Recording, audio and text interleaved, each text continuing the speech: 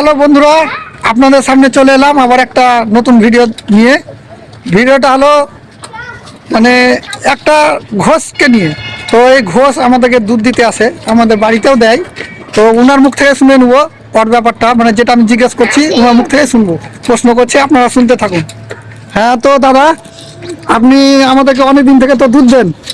তো আমি মাঝে মধ্যে দেখি যে জলে আপনি দুধে জল দেন, তো পরিমাণটা কম থাকে দুধে। আমি তো বুঝতে পারি না, দুধে জল দেবো না জলে দুধ দেবো। তো আচ্ছা, ওটা আপনার বুঝতে পারছেন না? তাহলে তো আমরা যে জল বেশি বেশি ওটা কি করে হয়েছে? ওটা গরুর ব্যাপারে। গরুর মানে জল খেলায় বেশি, জলটা বেশি লাগে, জার্সি গরু দুধটা বেশি। তো আমি একটু দুধটা দেখতে পারি আপনার থেকে? দেখবো? এই দেখেন দাদা, জলের থেকে দুধ বেশি, আর বুঝলেন সবই একবারে দুধ। मजा आया। তো ওকে বলছি যে তোমার কতটা পরিমাণ দুধ প্রতিদিন বিক্রি করতে পারবা? এটা সব শেষ, জল না দিলে থাকে নাকি? থাকে না, কি একটু পরে মানে শেষ হয়ে যায়, সবকে দিয়ে দেয়, কারণ এটা জলের পরিমাণ কম। তো ও এখনো মানে ব্যাপারটা হলো, ও এখনো বুঝতে পারছে না। এটার নাম হলো দাবাং ঘোষওয়ালা।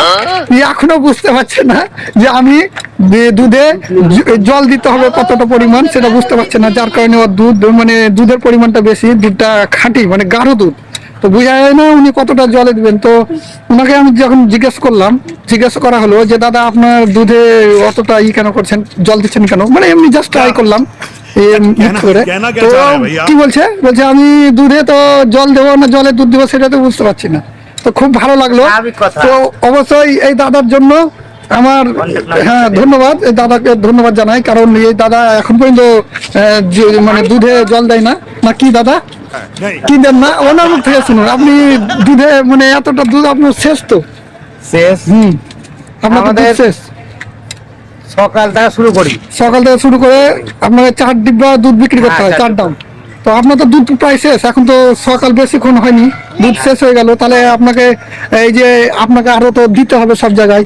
তো এই দুধগুলোতে জল দিলে তো আপনার একটু বাড়বে পরিমাণ, তো একটু বাড়িয়ে দিতে পারেন, তো তাহলে লাভটা বেশি হবে।